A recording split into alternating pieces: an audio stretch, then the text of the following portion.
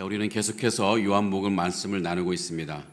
지난주 말씀 축제 직전에 예수님이 사마리아 지역에 가셨다가 사마리아 여인을 만나시고 또 그 여인과 대화하는 장면을 살펴봤습니다. 이 대화를 통해서 사마리아 여인은 예수님이 누구신지를 깨달았습니다. 예수님은 그들이 오랫동안 기다려왔던 그리스도였습니다. 그들에게 영원한 생명을 주실 그리스도였습니다. 요한복음은 예수님이 하나님의 아들이며 그리스도라는 것을 믿을 때 영생이 있다고 분명히 밝혀두고 있습니다. 이 여인은 예수님이 그리스도라는 것을 분명히 믿었기 때문에 영생을 얻게 되었습니다. 물론 사실은 주님이 그 여인에게 영생을 주시기로 작정하셨기 때문에 그 여인이 믿음을 갖게 된 것이긴 한데요. 결국 여인은 예수님에게 생수를 달라고 했는데 그 여인은 예수님에게서 생수, 즉 영원한 생명을 얻게 되었습니다. 이렇게 여인이 믿음으로 영생의 선물을 얻게 되니까 갑자기 문득 이 여인은 자기 동네 사람들이 생각났습니다. 그들도 자신이 알고 있는 이 엄청난 사실, 즉 그리스도가 오셨다는 사실을 알면 너무나 좋겠다는 생각이 그 마음속에 떠오른 거죠. 또 자신이 그분에게서 얻은 이 엄청난 영생의 은혜를 그들도 받았으면 좋겠다고 생각을 한 것입니다. 자기만 혼자 알고 누리기에는 너무 귀한 복음이었습니다. 누구라도 이 여인의 입장이라면 그렇게 할 것 같습니다. 그래서 참 많은 성도님들이 주변에 있는 불신자들에게 이 복음을 전하고 있습니다. 저는 최근 이 여인의 심정으로 기쁜 소식을 전한 적이 있습니다. 대학생인 우리 집 아들은 지금 한국에 혼자 있는데요. 참 걱정이 많이 돼요. 남자아이인데다가 20대 초반이라서 혼자서 제대로 밥을 먹고 있는지 참 걱정이 많이 됩니다. 그런 짠한 마음이 있어서 부모가 있는 상하이에 와서 좀 한두 주라도 머물면서 잘 먹고 가면 좋겠다는 생각을 하게 되는데요. 그 아들도 여기 오고 싶어 하죠.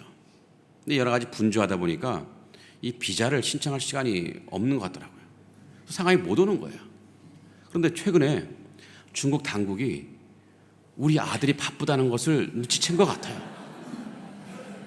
그냥 두었다가는 영 상하이에 못 올 것 같은, 혹은 자칫 굶주릴 수 있다는 것을 당국이 눈치채고 상하이에 올 수 있도록 정책적으로 배려해 주었습니다.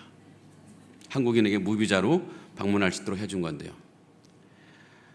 비자 없이도 중국에 올 수 있다는 것을 이 뉴스가 나오자마자 제가 정말 나오자마자 그 소식을 기쁜 마음으로 가족에게, 특별히 아들에게 이 소식을 전해 주었습니다. 어찌 전하지 않을 수가 있겠습니까? 아들은 이 소식을 듣고 너무 기뻐했고 이번 겨울에 상하이에 오기로 했습니다. 이 무비자 뉴스를 전하는 저의 심정과는 비교할 수 없을 만큼 엄청난 감격과 기쁨으로 이 여인은 동네 사람들에게 그리스도에 대한 소식을 전했던 것입니다. 그들이 고토록 오랫동안 기다려왔던 그리스도, 그에게서 생수를 얻어 마시며 영원히 산다는 것, 이 기쁜 소식을 이 마을 사람들에게 이 여인은 알려주고 싶었던 것입니다. 그래서 이 여인은 자신이 가져온 그 물동이를 우물가에 그대로 내버려 두고 동네로 들어가서 그리스도가 오셨다는 말을 전하게 됩니다. 오늘 말씀 28절과 29절을 볼까요? 28절, 29절 보면은 여자가 물동이를 버려두고 동네로 들어가서 사람들에게 이르되 내가 행한 모든 일을 내게 말한 사람을 와서 보라, 이는 그리스도가 아니냐, 이렇게 말을 했더니 어떤 일이 일어났습니까? 30절 보면은요, 그들이 동네에서 나와 예수께 나오더라. 마을 사람들이 예수께 나오는 거예요. 이 여인의 말을 듣고 나옵니다. 그렇게 예수님께 나온 마을 사람들이 예수님을 직접 보기도 하고 예수님 말씀을 듣기도 하면서 더욱더 확실하게 예수님을 믿게 되었습니다. 이 마을에 이 구원의 은혜가 임한 거죠. 그런데 이 과정에서 우리가 주목해야 하면 좋을 것이 하나 있습니다. 그것은 이 여인이 도대체 그리스도를 어떻게 전했기에 이 마을 사람들이 예수님께 나올 수 있었느냐 하는 것입니다. 사실 이 고대 중동 사회에서 이 여인의 말은 그렇게 가치 있거나 혹은 신뢰 있게 여겨지지 않았던 시대였습니다. 그런데 어떻게 이 마을 사람들은 이 여인의 말을 듣고 예수님께 나온 것일까? 우리는 이 여인에게서 우리가 불신자에게 복음을 전할 때 놓치지 말아야 할 중요한 포인트를 좀 발견할 수 있을 것 같습니다. 많은 분들이 이 불신자 이웃에게 복음을 전할 때, 전도를 할 때, 혹은 불신자 가족을 전도할 때 어떻게 합니까? 많은 경우 그냥 막연히 그냥 교회 가면 좋겠습니다. 같이 교회 갑시다. 라는 말로 그치는 경우가 굉장히 많이 있습니다. 물론 누군가에게 교회에 가자고 말하는 것 자체도 굉장히 대단한 일입니다. 이것도 어려운 말이에요. 평생 남에게 교회 가자는 말을 한 번도 안 해본 분도 굉장히 많을 것이기 때문에. 자, 그런데 문제는 교회 가자고 권유를 하는데 왜 교회 가야 하는지를 제대로 설명 안 해줄 때가 있다는 거예요. 설명하더라도 제대로 된 설명을 안 해주고 그냥 무작정 교회 가자 이런 말을 할 때가 있다는 거죠. 뭐 교회 한번 안 가볼래? 물론 이런 제안으로도 교회 나오는 분이 분명히 있습니다. 하지만 많은 경우 대부분은 이런 제안에 별로 반응이 시큰둥하죠. 세상살이가 바쁘고 또 세상에 즐거운 일이 얼마나 많은데 그 주일날 오전 시간 쉬는 시간에 다 내려놓고 교회 나온단 말입니까? 교회 나올 만한 아주 특별한 이유를 듣지 못한다면 그 아무도 교회 선뜻 나오려고 하지 않을 거예요. 아마 10명 가운데 9명은 거절할 것입니다. 또 그런 반응에 우리는 또 낙심하고 이후에는 더 이상 얘기를 잘 꺼내지 않는 경향이 있죠. 우리가 한번 얘기하고 실망해서 낙심하고 물러났을 때 또 그 불신자는 우리에 대해서 또 한 단계 더 의심을 해요. 아니 저 사람이 정말로 나를 교회에 데려가라고 몇 번이고 정말 말을 하면 혹시 내가 갈 수 있었을 텐데 한번 말하고 말았다면 저 사람은 나에게 정말 진정으로 교회 가자고 한 것은 아니었구나. 이렇게 진정성을 의심하죠. 전도가 잘 안 되는 이유입니다. 그러게 우리는 좀 전략을 좀 바꿔서 전도할 필요가 있는데요. 두 가지 한번 전략을 생각해 볼 필요가 있습니다. 첫째는요, 불신자에게 교회에 오자고 할 때 교회에 나와야 될 분명한 이유를 제시해 주는 것이 필요합니다. 왜 교회에 나와야 하는지, 왜 예수를 믿어야 되는지, 교회에 나오지 않으면, 예수를 믿지 않으면 도대체 우리 인생이 어떻게 되는지를 분명히 알려주면서 교회에 나오자고 해야 한다는 것입니다. 사마리아 여인은 마을 사람들에게 그들이 예수님에게 나와야 할 이유를 분명히 제시해 주었습니다. 29절 다시 한번 볼까요? 29절 내가 행한 모든 일을 내게 말한 사람을 와서 보라. 이는 그리스도가 아니냐. 무슨 말 했습니까? 예수님이 그리스도 우리의 구세주라는 것을 말하면서 그렇게 말할 수 있는 근거를 제시했는데요. 이 여인의 과거 결혼 역사, 흑역사를 다 알고 계시다는 것을 그 사람들에게, 마을 사람들에게 말해준 거예요. 이것을 볼 때 분명히 이분은 그리스도다라고 충분한 이유를 제시한 거죠. 우리가 다른 사람들에게 전도하거나 교회로 나오라고 권유할 때 그저 그냥 교회만 가자고 할 것이 아니라 그들이 교회에 나와야 할 충분한 이유를 말해줘야 되는데 그들이 교회에 나와야 될 이유가 뭡니까? 그들이 예수를 믿어야 될 이유가 뭡니까? 자, 첫 번째는요, 사람은 누구나 죽으며 죽고 난 후에 분명히 심판이 있기 때문입니다. 그리고 또 우리 인간은 모두 죄인이라서 심판을 통해 지옥에 갈 수밖에 없기 때문입니다. 하지만 하나님은 인간을 사랑하셔서 우리에게 구원의 길을 열어주셨는데 그것은 우리의 죄를 위해 대신 죽으신 예수 그리스도를 믿는 것입니다. 예수를 믿으려면 교회에 나와야 되는 거죠. 그것이 교회에 나와야 될 이유. 이런 것들을 제시하면서 교회 가자고 해야 된다는 것이죠. 여러분, 이런 복음의 내용들을 우회적으로 말할 것이 아닙니다. 직설적으로 말하시기 바랍니다. 우리는 죄인이다. 우리는 죽을 수밖에 없다. 우리는 구원이 필요하다. 예수 그리스도가 우리에게 필요하다. 직설적으로 말하세요. 이런 말을 자신의 신앙 간증 형식으로 말하면 더 좋을 것 같습니다. 나는 왜 교회 가는지 아십니까?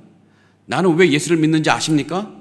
내가 예수를 믿어서 좋은 게 무엇인지 아십니까? 이런 등등 내가 교회 나오는 이유를 말해주는 것도 분명히 좋을 전략입니다. 다만 여러분 근데 좀 이런 말할 것들을 전략적으로 좀 준비해야 됩니다. 막상 사람들 앞에 가면 말을 못할 수가 있어요. 머리가 허해져가지고 무슨 말을 해야 할까? 떠듬떠듬 하다가 그냥 교회 가자 이거 하고 끝나고 마는 경우가 있을 수 있어요. 그러니까 무슨 말을 해야 될지 또 어떤 순서로 말을 해야 될지 좀 고민하고 연습하는 것이 필요합니다. 혹시 다른 사람에게 교회에 나와야 할 이유를 정확히 설명하기 어려운 분이 있다. 내가 시나리오를 못 만들겠다 하는 분들이 있다면 저는 그분들에게 우리 교회 전도폭발 훈련에 참여해보라고 권유하고 싶습니다. 제가 수없이 얘기했죠. 사실 많은 분들이 이 복음을 전하고 싶지만 막상 전하려고 하면 무슨 말을 어떻게 시작해야 될지, 어떻게 전해야 될지 잘 몰라요. 알기는 아는데 그것을 말로 표현하려면 굉장히 어려운 일입니다. 그러게 많은 분들이 불신자들에게 그냥 교회 가자 이것만 하는 거예요. 다른 말 못해요. 전도폭발은 우리가 무슨 말을 해야 할지 명확히 가르쳐 주는데요. 전에도 아주 여러 번 말씀드렸지만 여러분 이제 다 외울 정도 됐는데 그 예화를, 전도를 평생 못 해본 어떤 권사님이 전도를 해야겠다고 마음먹고 전도폭발 훈련에 참여했습니다. 제가 아는 분입니다. 같이 저랑 전도폭발 훈련을 받으신 분인데, 훈련 중 실습 과제로 서울 반포 고속터미널에서 누군가에게 복음의 내용이 담긴 이 전도폭발 전문을 말해야 했습니다. 이 과제물로 이게 과제를 해야 되는 것인데, 누군가를 붙잡고 이 전도폭발 전문을 전해야 하는데 아무도 자기 말을 안 들어주는 거예요. 그래서 만만한 게 이 군인이어가지고 휴가 나온 어떤 젊은 군인이 이 권사님에게 붙잡혔어요. 도망가지 못하고. 이 권사님의 성화에 못 이겨 전도폭발 전문을 들어주었습니다.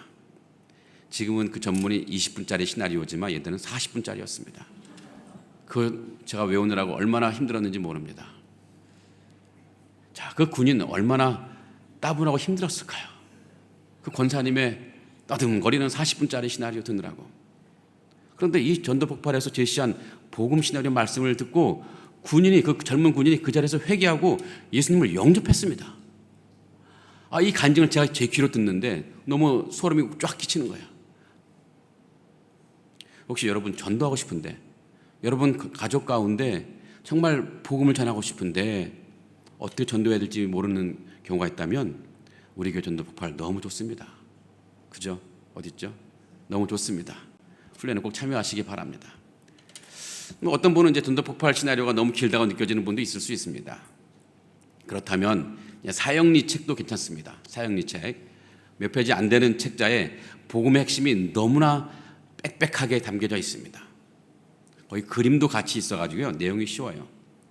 그 책을 같이 보면서 읽어주는 것도 한 방법입니다. 요즘 유튜브를 보면요, 이 사형리로 어떻게 복음을 전하는지 설명이 너무나 잘 나와 있습니다. 여하튼 제가 말하고자 하는 핵심은 그냥 누군가에게 불신자에게 복음을 전도할 때 그냥 교회 나오라는 말 이 한마디로 할 것이 아니라 교회 나와야 할 이유를 분명히 제시해 주라는 것입니다. 그렇게 할 때 사람은 교회에 가자는 말에 고개를 끄덕거리고 동의하고 나올 가능성이 굉장히 높아집니다. 자, 전도할 때 우리가 꼭 잊지 말아야 할 중요한 요소 두 번째가 있는데요. 그것은 진정성입니다. 진정성. 우리가 진정성을 갖고 복음을 전할 때 사람들은 마음의 문을 열고 교회에 나올 가능성이 높아집니다.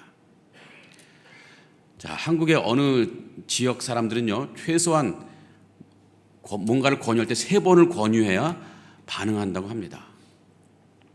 여름날 시원한 콜라를 내밀면서 마시라고 권유하면 그 지역 사람들은 너무나 마시고 싶지만 나 괜찮아 이렇게 반응해요. 그게 괜찮다고 반응할 때 여러분 잘 생각해야 됩니다. 괜찮다고 거절할 때 거기서 끝나버리면 큰일 납니다. 그 지역 사람들은 뭐라고 생각하냐면 저 사람 애초에 나에게 콜라 줄 생각이 없었구나. 진정성이 없구나. 그냥 형식적으로 물어봤구나. 그러면서 뒤에서 이제 서운해하는 거죠. 하지만 사실 그 지역 사람뿐만 아니라 한국 사람 대부분 그런 것 같아요. 거절해도 여러분 3번 정도 권유하는 지혜가 필요할 것 같습니다. 그렇게 할 때 이제 이 사람이 진심으로 나에게 콜라를 주려고 했구나 이런 생각을 하고 비로소 콜라를 마시는 분이 꽤 많은데, 저희 어머니가 바로 그 지역 출신이라서 그래서 그런지 저 안에도 좀 그런 기질이 있는 것 같아요. 여러분들 잘 기억하셔서 뭔가를 저에게 주시려고 할 때 3번을 권유해 주시면 좋을 것 같습니다. 자, 뭐든지 설득하려면 좀 진정성이 필요해요. 아무리 논리적인 말이라 할지라도 진정성이 없으면 설득이 안 되거든요. 이 아리스토텔레스가 이 수사학 전문가인데 이 수사학에서 설득의 3요소가 있다고 말합니다. 로고스가 있고 파토스가 있고 에토스 있는데 이 중에 아리스토텔레스는 에토스가 가장 중요하다. 에토스 다음에 파토스 그 다음에 로고스 순서로 됐는데 이 중에 에토스가 뭐냐면 바로 이 말하는 사람의 진정성이에요. 얼마나 진정성 갖고 말하느냐에 따라서 설득이 되냐 안 되느냐 결정된다는 것입니다. 복음의 내용이 아무리 좋다 할지라도 전하는 사람의 진정성이 없으면 사람들은 그 복음을 쉽게 받아들이지 않을 것입니다. 뭔가 진정성을 가지고 말을 할 때 사람들은 우리의 말에 귀를 기울이는 거예요. 자, 그러면 어떤 때 불신자들은 우리에게서 진정성을 느낄 수 있을까요? 물론 여러 가지가 있겠지만 대표적으로는 자신을 희생하는 것입니다. 자신을 희생하며 복음을 전할 때 사람들은 진정성을 느낄 수 있습니다. 내가 물질적으로, 시간적으로 희생을 감수하면서까지 교회 가자고 권유하거나 복음을 전할 때 상대방은 마음을 듣고 이게 복음을 듣습니다. 이 여인은 어떻게 진정성을 보였습니까? 물동이를 버려두고 가서 마을 사람들이 전했습니다. 왜 물동이를 버려두고 갔을까요? 이 물동이를 가지고 가면 시간이 많이 걸리거든요. 그러면 다시 예수님이 그냥 가버릴 수도 있거든요. 너무 다급한 나머지 그냥 물동이를 내버려 두고 마을로 들어간 거예요. 이 물동이를 버려두고 와서 자신들에게 뭔가를 전하는 이 여인을 보고서 이 마을 사람들은 그 여인의 진정성을 느꼈을 것입니다. 여러분, 그 시대의 여인에게는요, 이 물동이는 엄청 중요한 물건입니다. 여러분, 물동이가 없으면 물을 길어올 수가 없어요. 이 우물은 마을 바깥에 있었습니다. 이 물을 길어오지 않으면 음식을 만들 수가 없고 또 씻을 수가 없는데, 그러게 이 여인에게는 물동이를 통해서 우물가에서 물을 가져오는 것이 너무나 중요하죠. 그런데 이 여인이 물동이를 우물가에 버려두고 마을 사람들 찾아간 것입니다. 마을 사람들이 무슨 생각을 했을까요? 도대체 무슨 일이기에 저 여자가 물동이를 버려두고 오면서까지 우리에게 전하는 것일까? 얼마나 중요하고 진실한 메시지인가를 분명히 그들은 생각했을 것이고, 마을 사람들은 이 여인의 말에 귀를 기울이지 않을 수 없었고 결국 믿지 않을 수가 없었던 것입니다. 이 여인이 물동이를 버려두는 희생을 하는 것처럼 나 역시 뭔가 희생하는 뭔가가 있을 때 불신자가 정말 이 사람의 말이 정말 진짜구나, 진정으로 나를 생각하면서 나를 사랑하면서 전하는 말이구나 이렇게 생각할 수 있을 것입니다. 제가 이전 교회 사역할 때 전라도 익산에서 장례 예배를 인도한 적이 있습니다. 전라도 익산 굉장히 멉니다. 자, 익산에서 소천하신 우리 교회 그 교회 집사님 아버님 장례 예배를 인도했는데요. 감사하게도 그 아버님이 평생 예수 그리스도를 안 믿다가 근래 돌아가시기 얼마 전에 복음을 받아들이고 결국 예수님을 영접하시고 세례를 받고 돌아가셨습니다. 굉장히 기적 같은 일인데요. 이 어떻게 그런 일이 있었느냐고 나중에 유족들에게 물었더니 엄청난 일이 그 짧은 기간 동안에 벌어졌습니다. 그 집사님이 그 소천하신 아버님 자녀인 그 집사님이 자기 아버님이 이제 얼마 있으면 돌아가실 것 같은데, 근데 아버님이 믿음이 없다고 자기가 속한 구역의 순장님에게 말씀을 드렸어요. 그랬더니 그 순장님 일주일에 2번 정도 서울에서 익산까지 계속 와서 그 아버님에게 계속 복음을 전했습니다. 그분도 전도 폭발 3단계인가 4단계인가 했던 분인데, 이 훈련에서 익힌 그 복음의 내용을 가지고 서울에서 익산까지 내려와서 복음을 전하는데, 고인이 되신 그 아버님이 너무 감동한 거예요. 가족도 아니고 생판 모르는 분이 서울에서 익산까지 일주일에 2번씩, 그것도 여러 주 내려와서 복음을 전하니 그 아버님은 그 집사님의 진정성을 보고 결국 마음을 열고 복음을 받아들인 것입니다. 여러분 생각해 보세요. 서울에서 익산까지 교통비가 만만치 않습니다. 우리 교회 장로님 가운데 익산에 사시는 분인데, 그렇죠? 비싸죠. 또 시간도 많이 걸리죠. 한나절 걸려요. 돈을 받고 하는 것도 아니고 자기 돈과 자기 시간을 다 들여서 저 익산까지 온 것입니다. 무슨 상을 주는 것도 아니에요. 그 순장님이 이렇게 하는 것까지 보니 정말 저분이 전하는 복음은 진짜인 것 같다. 저분의 말을 듣고 내가 예수 그리스도를 믿어야겠다, 이런 마음이 생기고 결국 복음을 받아들인 것입니다. 우리 교회 순장님들 해야 될 일이 참 많은 것 같습니다. 성도 여러분, 그럼 복음을 전하고 싶습니까? 정말 어떤 가족이 누군가에게 이 복음을 전해서 그분도 가족의 우리 누군가도 예수 그리스도를 믿고 구원을 받기를 원하십니까? 우리가 가진 이 복음, 세상에서 너무나 값지고 귀한 것입니다. 여러분, 누군가가 이 불치병에 걸려 있는데 약이 없어서 거의 죽어가고 있습니다. 근데 내가 뉴스를 들었는데 이 불치병을 낫게 하는 약이 개발됐다고 이런 뉴스를 들었습니다. 하지만 이 사람은 아직도 몰라요. 어떻게 해야 됩니까? 알려주어야죠. 당신의 불치병을 고칠 수 있는 약이 개발되었습니다. 우리는 그 불치병보다, 그 불치병을 고치는 약보다 훨씬 강력한 약을 갖고 있는 사람들입니다. 영원한 생명을 가져다주는 약을 우리가 갖고 있습니다. 그런데 그 약이 필요한 사람들이 우리 주변에 널려 있습니다. 우리 가족 가운데도 있습니다. 그들에게 복음을 전해야 됩니다. 더욱이 이 복음을 전하는 것은 예수 그리스도의 거룩한 명령이기도 합니다. 우리가 무엇을 추구하겠습니까? 우리 인생 가운데 이 일보다 더 가치 있고 더 귀한 일이 어디에 있겠습니까? 자, 그런데 문제는 어떻게 전해야 될지 모르는 것인데, 다시 한번 복습하자면 두 가지를 생각해야 됩니다. 첫 번째는 복음의 메시지를 준비해야 되는 거예요. 두 번째는 자기 희생의 진정성을 갖고 그 복음의 메시지를 전하는 것입니다.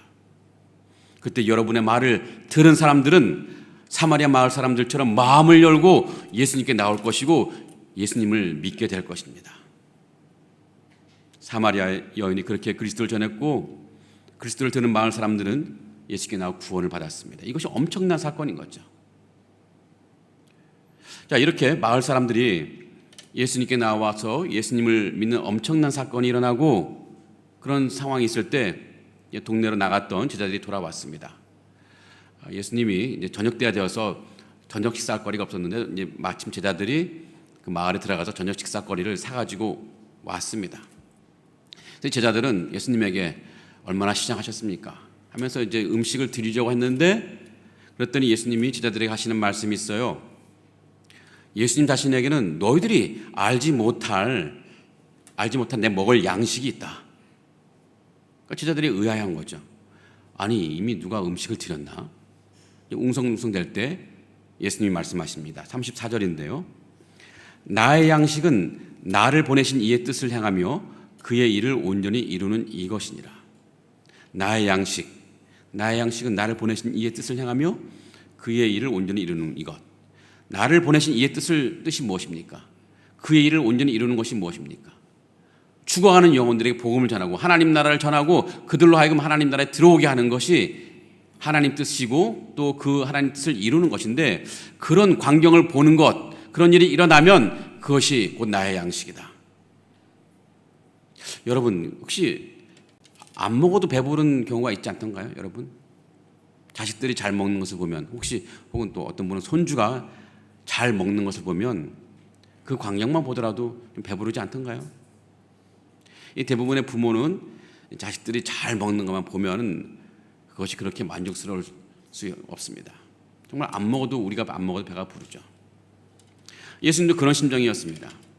예수님이 수가성을 지나가며 들렀는데 구원받고 영생을 얻는 사람이 생겼습니다.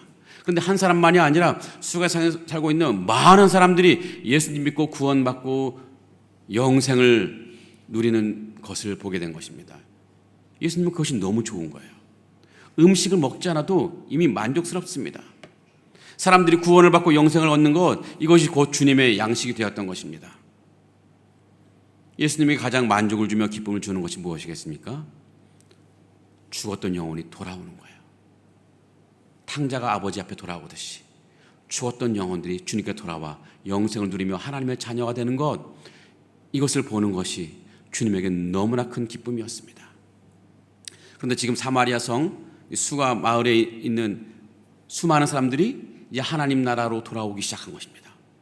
그러니 주님은 음식을 먹지 않고도 만족하고 기쁨이 넘쳤던 것입니다. 자, 우리 인생의 목적은 무엇이겠습니까? 우리 인생의 목적은 하나님을 영화롭게 하는 거예요. 하나님을 영화롭게 할 때 그 인생이 정말 가치 있는 인생이 될 것인데 하나님을 영화롭게 한다는 것은 곧 하나님을 기쁘시게 한다는 거예요. 하나님이 무엇을 기뻐하실까? 그것을 행하는 것이 하나님을 영화롭게 하는 것입니다. 우리가 무엇으로 주님을 기쁘게 하실 수 있습니까? 주님에게 가장 큰 기쁨이 뭡니까? 주님을 만족해 하는 가장 좋은 양식은 다른 그 무엇보다도 불신자들이 전도를 받아서 그들의 영혼이 살아나는 것입니다. 그러니 우리가 무엇을 해야 됩니까? 우리는 마땅히 전도하고 선교해야 됩니다. 우리가 복음을 전해서 불신자들이 하나님 앞에 돌아올 때 하나님은 덩실덩실 춤을 추실 것입니다. 너무너무 기뻐하시죠. 그러기에 주님은 우리에게 끝까지 땅끝까지 이르러 예수 그리스도의 증인이 되라고 우리에게 명령하셨습니다. 주님은 이 사명을 우리 교회에게 또 우리 자신에게 맡겨주셨어요. 그러기에 우리 가장 중요한 교회의 목적은 전도하고 선교하는 것입니다. 교회가 전도하지 않고 선교하지 않으면 그것은 교회다움을 잃는 것입니다. 예수님의 제자들이 전도하지 않고 선교하지 않으면 제자다움을 잃는 것입니다. 지난 몇 년 우리 교회는 이 코로나 여파로 인해서 이 선교적 사명을 제대로 잘 감당 못했던 것 같습니다. 감당하는 일에 조금 소극적이었고 딱히 전략적인 면이 부족했던 것 같아요. 이 환경적인 한계도 있었고 또 재정적인 한계도 있었습니다. 그러다 보니까 이제 선교적인 활동이 많이 위축된 것은 사실인데요. 그래서 이제부터라도 우리 교회를 좀 선교적인 교회로 방향을 잡고 나아가려 합니다. 다만 이제 코로나 이후에 선교적인 환경이 좀 바뀌어서 이에 따른 전략의 전환도 필요한데요. 그래서 이제 선교 환경을 좀 세밀하게 잘 살펴보고 우리 교회에 적합한 선교 전략을 짜서 이제 시행을 해보려 합니다. 우리 성도님들도 이 선교에 충분히 참여할 수 있는 마당, 이 플랫폼을 우리가 마련할 텐데요. 여기에 여러분들 적극적으로 참여하시면 좋겠습니다. 선교에 대한 배움터가 있다, 여러분 무조건 참여하세요. 단기 선교 간다, 무조건 참여하세요. 어디 선교에 그런 귀한 사역이 있다, 무조건 참여하시기 바랍니다. 자, 우리 성도님들, 우리 교회 선교 프로그램에 참여하는 것뿐만 아니라 선교적으로 삶을 살아가는 것도 너무너무 필요합니다. 나는 선교사다라는 이 마인드로 살아가셔야 한다는 것입니다. 자, 불신자를 딱 보면 그 사람이 얼마나 멋지게 살아가느냐, 얼마나 행복하게 살아가느냐, 이것을 볼 것이 아니라 그 사람이 저렇게 살다가 죽으면 어떻게 될까, 이것을 생각하면서 불쌍히 여기고 전도의 마음을 품으시고 전도를 해야 한다는 것입니다. 물론 우리가 이제 전도하고 선교할 때 낙심할 수 있습니다. 이 전도와 선교 열매가 잘 맺혀지지 않을 수가 있기 때문인데요. 우리 교회가 선교적인 교회가 되고 우리 삶이 선교적인 삶을 살아간다고 해서 곧바로 선교 열매가 맺혀지는 것은 아닙니다. 때로는 우리가 아무리 씨를 많이 뿌렸지만 그 열매가 하나도 맺히지 않을 수도 있습니다. 아무리 많은 복음을 전했는데 아무런 열매를 맺지 못하는 경우가 있습니다. 그래서 낙심하기도 해요. 그런데 그럴 필요가 없습니다. 오늘 주님께서 아주 중요한 포인트를 지적해 주셨습니다. 오늘 말씀 37절을 볼까요? 그런즉 한 사람이 심고 다른 사람이 거둔다 하는 말이 옳도다. 누군가는 복음의 씨를 뿌리고 누군가는 구원의 열매를 추수할 것입니다. 이 구원의 사역에 참여하는 사람 모두가 구원의 열매를 추수하는 사람일 필요는 없습니다. 어떤 이는 복음의 씨를 뿌리면 그것으로 충분해요. 어떤 사람은 구원의 열매를 추수하는 사람일 수 있습니다. 그런데 하나님은 이 두 사람 모두에 대해서 기뻐할 것이고 또 하나님이 이 두 사람 모두에게 기쁨을 준다고 하시는 것입니다. 그러기에 우리가 복음을 전할 때 당장 열매가 맺지 않아진다고 해서 여러분 실망할 필요는 없습니다. 내가 복음의 씨를 뿌리면 언젠가 다른 누군가가 분명히 구원의 열매를 추수할 것입니다. 내 가족에게 내가 지금 복음을 전했는데 아무런 반응이 없다? 낙심하지 말고 계속 전하시기 바랍니다. 언젠가 또 다른 상황에서 분명히 그 복음의 이 씨가 움틀어서 싹이 나고 열매를 맺을 것입니다. 우리 집의 경우도 그런데요. 우리 할머니는 완강히 우리 부모님의 신앙을 반대하고 이게 괴롭혔습니다. 근데 우리 부모님이 계속해서 복음을 전했습니다. 결국 나중에는 93세 돌아가셨는데 기도하시다가 돌아가셨어요. 자손들에서 기도하시다가 그 완강했던 그 할머니가 예수 그리스도를 믿고 오히려 기도하시다 돌아가셨고, 우리 친척들 대부분 아무도 교회 나가지 않았는데 10년 안에 우리 부모님이 교회를 다니고 핍박받았지만 10년 안에 모두가 교회를 나가는 엄청난 역사가 일어났습니다. 복음의 씨를 뿌리면 언젠가 분명히 열매를 맺게 되어 있습니다. 우리가 복음의 씨를 뿌리는 것이나 구원의 열매를 추수하는 것 모두 하나님 앞에서 모두 감당해야 할 너무나 귀한 사역입니다. 나는 씨를 뿌린다, 누군가는 열매를 걷는다, 이런 생각을 하셔서 내가 비록 추수의 열매를 거두지 못한다 할지라도 실망하지 않으시기 바랍니다. 성도 여러분, 말씀을 정리해 보겠습니다. 우리가 무엇으로 주님을 기쁘시게 할 수 있을까요? 우리를 통해 복음이 전파되고 사람들이 주님께 나올 때 그것이 주님의 양식이 되는 것입니다. 주님의 기쁨이 되는 것입니다. 우리가 선교적인 삶을 살아가야 할 이유입니다. 다만 우리가 이 복음을 전할 때 분명히 선명한 복음의 내용이 있어야 되고 또 희생을 감수하는 그런 진정성이 있어야 할 것입니다. 그때 사람들은 우리가 전하는 복음에 귀를 기울이고 우리가 뿌린 씨앗에 언젠가 분명히 열매를 맺을 줄 믿습니다. 우리 남은 생애를 주님의 기쁨이 되는 삶으로 바꾸시면 좋겠습니다. 나의 만족과 유익을 위해 사는 것 좋을 수 있지만 우리 한 번뿐인 인생 보다 가치 있게 더 고귀하게 살아가면 좋겠습니다. 그것은 주님의 영광을 위해 사는 것이고 주님의 기쁨을 위해 사는 것입니다. 그것이 우리 인생을 가장 가치 있게 만드는 것인데, 주님이 우리에게 주신 이 복음 전파의 사명을 감당하는 것, 우리 인생 다 가도록 신실하게 이 사명을 감당하시는 저와 여러분 또 우리 교회가 되기를 간절히 기원하고 축복합니다. 아멘. 우리 다 같이 일어나셔서 찬양하시고 함께 기도하겠습니다. 내 주의 영광을 보내, 내 눈 주의 영광을 보내, 우리 가운데 계신 주님, 그 빛난 영광 온 하늘 덮고 그 찬송 온 땅 가득해.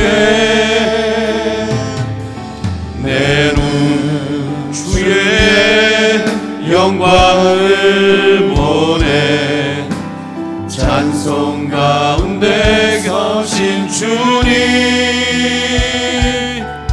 주님의 얼굴은 온 세상 향하네.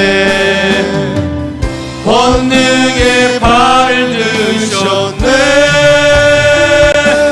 주의 영광 이곳에 가득해. 우린 선해 주님과 함께 찬양하며 우리는 전진하리. 모든 열방 주 볼 때까지 내 눈 주의 영광을 보내, 내 눈 주의 영광을 보내, 우리 가운데 계신 주님, 그 빛난 영광 온 하늘 덮고 그 찬송 온 땅 가득해. 내 눈 주의 영광을 보내, 찬송 가운데 서신 주님, 주님의 얼굴은 온 세상 빛나네. 권능의 발을 드셨네. 주의 영광 이곳에 가득해. 우린 선해 주님과 함께 찬양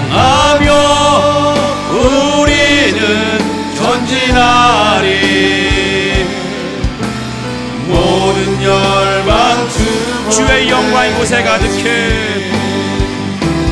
주의 영광 이곳에 가득해 우린 선의 주님과 함께 찬양하며 우리는 전진하리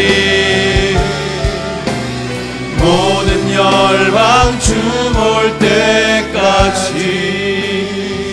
아멘. 모든 열방이 주볼 때까지 우리가 전도와 선교 사명을 끝까지 감당하는 우리 교회가 되기를 바랍니다. 우리 합심도 좀 같이 읽고 기도하겠습니다.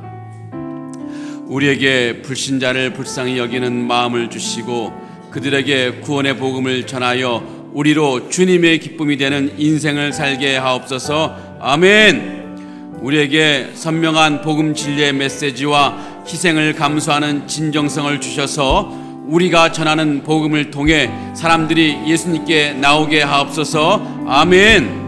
상하이 안현연합교회 선교의 열정을 회복시켜 주시고 이 시대에 합당한 선교 전략을 주셔서 선교의 사명을 신실하게 감당하는 교회가 되게 하옵소서. 아멘. 이런 기점을 가지고 저를 따라 한번 주님 부르시 기도하겠습니다. 주여 은혜를 주옵소서. 주여 은혜를 주옵소서. 우리 함께 기도하시겠습니다. 살아계신 하나님, 하나님 우리에게 귀한 사명을 주셨습니다. 더 추구하는 수많은 영혼들을 불쌍히 여기고 그들에게 복음을 전하는 사명을 주셨습니다. 하나님 우리에게 그들을 불쌍히 여기는 마음을 주시옵소서. 아버지 그들에게 복음을 전하여 그들도 아버지 예수 그리스도를 믿고 구원받는 아버지 역사를 하게 도와주시 그리하여 우리의 모든 삶을 통하여 우리의 사역을 통하여 주님의 기쁨이 되는 인생을 살아갈 수 있도록 우리를 인도하여 주옵소서.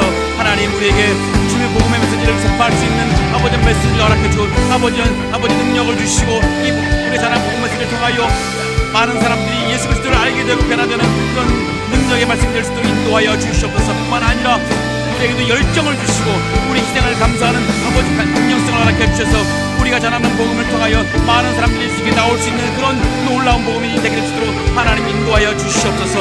하나님 중요한 많은 영혼들 하나님 우리 입을 통해서 복음이 전파되어 살아나기를 원합니다. 아버지 이곳은 우리 상하이 교회 내에서 수많은 영혼들이 아직 죽어가고 있습니다. 그들을 살려낼 수 있도록 우리 교회를 사용하여 주시옵소서. 전 세계에 흩어진 많은 죽어가는 영혼들 아버지 살아나기를 원합니다. 하나님 그들을 살려주시옵소서. 그들에게 복음이 이제 들어가서 그들도 우리와 함께 살아나며 예수 그리스도를 믿은 한영한 하나님 나라에서 영생의 생수를 마시는 귀한 인생 될 수 있도록 하나님 인도하여 주시옵소서. 우리 상하이 하나님 교회 선교 열정을 회복시켜 주시옵소서. 하나님 우리가 이 시대에 아주 합당한 전략을 세우게 하셔서 아버지 주님 이 시대에 필요한 아버지 말씀을 전하게 하시고 아버지 합당한 지역에 합당한 전략을 세우기 위해서 수많은 영혼들이 교회에 나와 아버지 믿음을 갖고 영생 얻는 놀라운 역사 선교 열매를 맺는 귀한 교회가 될 수 있도록 하나님 인도하여 주옵소서. 때로는 선교 열매가 맺히지 않지만 낙심하지 않게 하시고 오직 선교의 씨를 뿌리는 이 사명도 귀한 것임을 알고 주님께 나와 아버지 사명을 감당하는 교회가 될 수 있도록 하나님 축복하여 주시옵소서. 우리의 참된 구주이신 하나님, 우리에게 예수 그리스도를 보내주셔서 그를 믿게 하시고 그래서 영생의 은혜를 누리게 하심을 감사를 드립니다. 또한 우리에게 그리스도를 전하는 그 고귀한 사명도 주신 것도 감사를 드립니다. 하나님 그리스도를 전하여 죽어가는 영혼이 영생을 얻게 하는 이 사명이 우리에게 주어졌으니 하나님 우리 인생과 우리 교회의 참으로 소중한 가치이고 사명인 줄 믿고 우리에게 맡겨진 이 사명을 끝까지 감당하는 우리 교회가 될 수 있도록 축복해 주시옵소서. 하나님 우리가 주님의 명령에 따라 또 죽어가는 영혼을 불쌍히 여기며 그들에게 복음을 전할 힘과 용기와 담대함을 허락해 주시옵소서. 때를 얻든지 못 얻든지 말씀을 전파하는 그 명령에 순종하여 우리 인생을 통하여 복음을 전하는 삶을 살아갈 수 있도록 인도하여 주시옵소서. 이 시대 이 땅에 세워진 우리 교회가 하나님 앞으로 어떻게 복음을 전해야 할지 알게 하여 주시옵소서. 하나님 우리가 복음의 씨를 뿌려야 할 곳이 너무나 많이 있습니다. 이 상하이 땅에도 예수 그리스도를 믿지 못하는 우리 교민들이 너무나 많습니다. 우리가 그들을 모른 척 할 것이 아니라 생명의 복음을 전할 수 있도록 우리에게 사명감을 주시고 그들에게 복음을 전할 수 있는 담대함도 허락해 주시옵소서. 주님의 뜻과 지혜를 따라 온 힘을 기울여 온 세상에 복음을 전하는 교회가 될 수 있도록 축복하여 주시옵소서. 예수님의 이름으로 간절히 기도합나이다. 아멘. 이제는 우리에게 영생의 생수를 주시는 예수 그리스도의 은혜와 예수 그리스도를 우리에게 보내주신 하나님의 사랑과 우리로 생수를 마시게 하고 생수를 전하도록 이끄시는 성령님의 인도하심이 주님이 주신 전도와 선교의 사명이 참으로 고귀한 줄 믿고 우리 삶이 다하도록 우리 생명 다하도록 이 사명을 감당하기로 다짐하는 상하이 한인연합교회와 성도들 머리 위에 지금부터 영원토록 함께 하실지어다. 아멘.